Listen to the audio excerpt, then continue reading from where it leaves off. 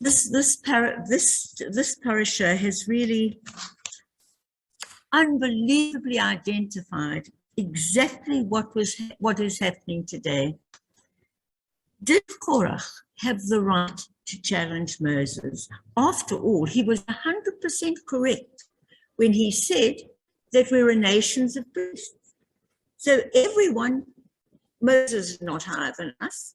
We're all on the same level. Why should you and Aaron be chosen and not us? And all around the world today, you can see with everyone is challenging, they're grabbing, they want for themselves. I don't have to mention, we've said it since Putin invaded Ukraine, we've been talking about it, and we keep on seeing this type of challenge. So, what was wrong with the actions of Korach and his fellow rebels? On the face of it, what they said was true, as I just said. We're a democracy. Judaism is the first budding of democracy in the entire universe. And God made us a nation of priests, so we know we're all equal. You have gone too far, they said to Moses and Aaron. All of the community is holy, every one of them, and the Lord is with them. Why then do you set yourself above the people? As I said, they had a point. But what do we know about Korach? What were his motives? And I think we already discussed last week that we have to look at the motives of any leader that we may or may not have voted for and said, do we want to follow them? Are their motives really for the good of the people? Like Moses, like Samuel. They weren't doing it for themselves. They had this calling, this mission. Hashem, the voice inside, spoke to them. This is what you have to do to free a people. And in Samuel's case, to rebuild the nation. So, we know that Korach was not a Democrat. He was a demagogue. What does a demagogue mean, Mark? Yes, a dictator. Yeah, and we've got a few, haven't we, in the world today? Besides Putin, there are quite a few others. We've got Zuma here. I don't know if you want to mention any others. He wanted the power for himself, not to make the life of the people better. And yet, he said what he was doing was fighting for the democratic nature of Judaism. We were a nation of priests. So why should it be Moses? Why should it be Aaron? Why not him? So he wanted power for himself. We also know that all the people that followed him, and after him, there was still another rebellion, Brian, from the tribes of Reuben, because they wanted to be priests. Why? Everyone that followed Korach, or everyone that followed the other tribes in the rebellion, had their own reason for being in that protest. The people who are protesting today, the EFF here, one of the parties, this horrible Dudula, everyone who is following that man has his own reason, his own gripe against society, and he's found that platform, as they did here. He's found that platform to vent his gripe. Why isn't he in a better position? So everyone has different reasons, but they follow someone who is rebelling against just leadership. And you can see it all around us today. In my opinion, we are rebelling in this country against the just leadership, not of the current government, but the just leadership of our heritage, of Mandela, of Tambo, of Sisulu, of everyone that put in a democracy and a constitution 100% in accordance with the laws of Torah. And it's amazing. It repeats itself, Marion, all the time. So, all right, so they were right to say God is with them. They were right to say everyone is holy. But what were their motives? So, Moses represents, and this is very interesting because we haven't mentioned this before, he represents the birth of a brand new type of leadership. Something that hadn't been seen before. And Korach and his followers didn't understand it. They were still thinking of what they had before. They didn't, the people they came from. It was a brand new type of leadership, not seen before. And so the only type of leadership that Korach and the people knew was represented by the pyramids of Israel. How does a pyramid look? The top is the Pharaoh, the God, and the bottom is all the people. That was the only leadership the world knew unto that stage. Even the Greeks, Aristotle and people said, listen, you're born to be a leader or you're born to be a follower, accept it. The Judaism rebelled against that. Can you believe it? All those thousands of years ago, they said, no, life is not like a pyramid like this. It's the opposite. And they called it a word that I don't know, but the opposite of a pyramid, where the point is at the bottom and the top is the biggest, is what Judaism is all about. It is mass people who vote the leader who's at the bottom and looks up to serve them. And I think this is really an amazing revelation. It was a complete rebellion against the natural social hierarchical order that existed then. A king was at the top and you were his servants, right? A pharaoh was at the top and you were his slaves. Judaism said the opposite, the exact opposite. They said the king is servant to us. Isn't that amazing? And both Moses, Aaron, Samuel, and all our prophets were servants to the people. So we can call this a completely new type of leadership, a leadership of service. It's called servant leadership. I think a lot of leaders are still battling to accept this today. So the name is given to this as a servant leadership. The menorah, listen to this. It's fascinating. What shape is the menorah? Show me. Is the top the candle in the middle? Am I right, Marion? And then it goes down. Or does it go like the other way? Let's see what the sages say.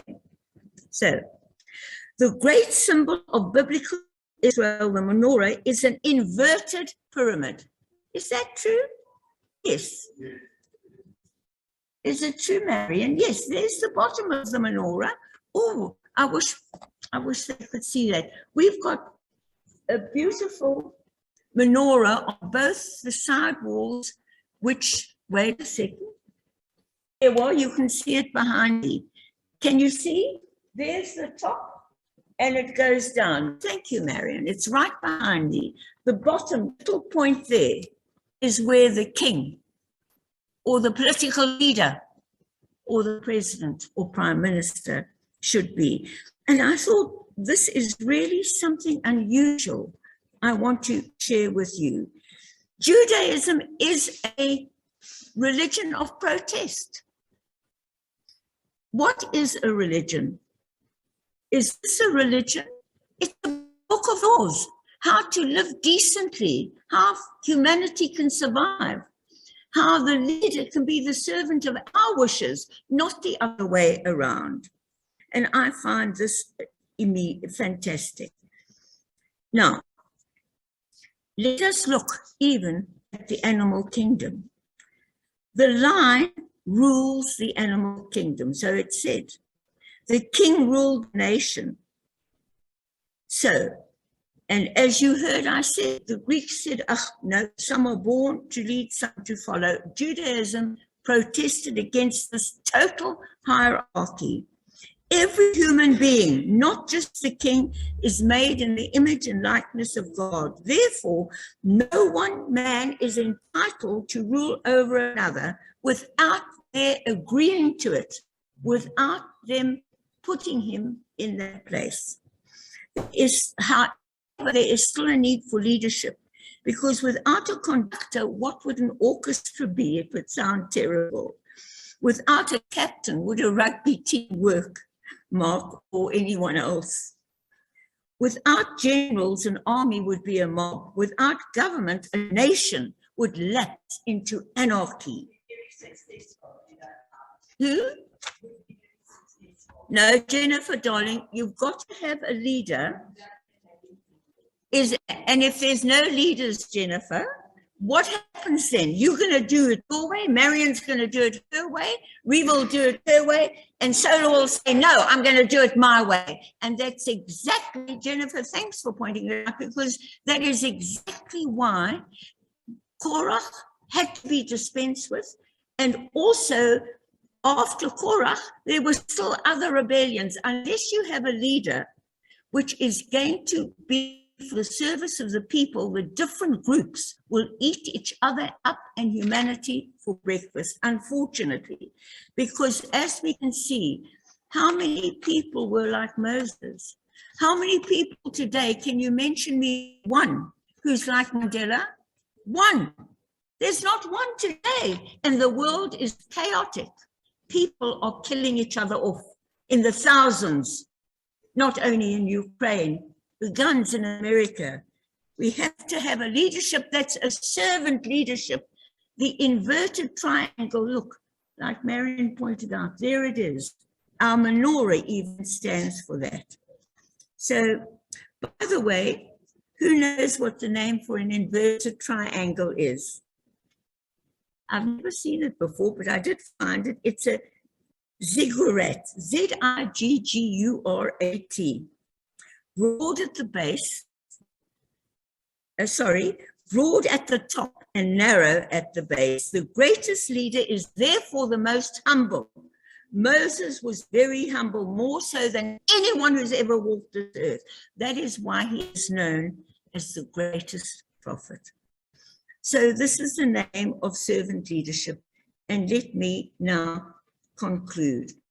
The Torah commanded of any king, of any president, of any prime minister, of any African traditional leader, it doesn't matter, that when you take the throne of the kingdom, you read your laws, you are there as servants of the people. And this is it. And of course, Maimonides describes the proper conduct of a king is to be humble, to read Torah every day, and to listen to what the people have to say, and listen to the voice of Hashem within. Maimonides pointed out that if a ruler imposes fear amongst the community so that they're scared to speak out, I don't have to give you the example, you know what it is. There are many today. Such a person who rules over a community by force, and people are terrified of him, he does it for his own glory, and that ruler will not last. It'll take time. People will die along the way. But as Hitler died, and his evil Nazism with him, so too will we see an era where a dictator and people terrified to talk and people put in jail because they said the wrong thing. And television stations close down because they want to show different aspects of the truth. You and I are living in an era not at all different from the era of Moses and Samuel. So as you can see, the more things change, the more they stay the same. And what we've got to be grateful for is that Hashem and his laws are always here to guide us and give us hope and faith in the future. So just to conclude, sometimes the worst mistakes we make is when we project our feelings onto other people. Korach was an ambitious man, so was Moses, and he saw Moses and Aaron as two people driven by himself. He thought Moses, Aaron, was just like him. He was also driven by power. So let us not do that. Those who served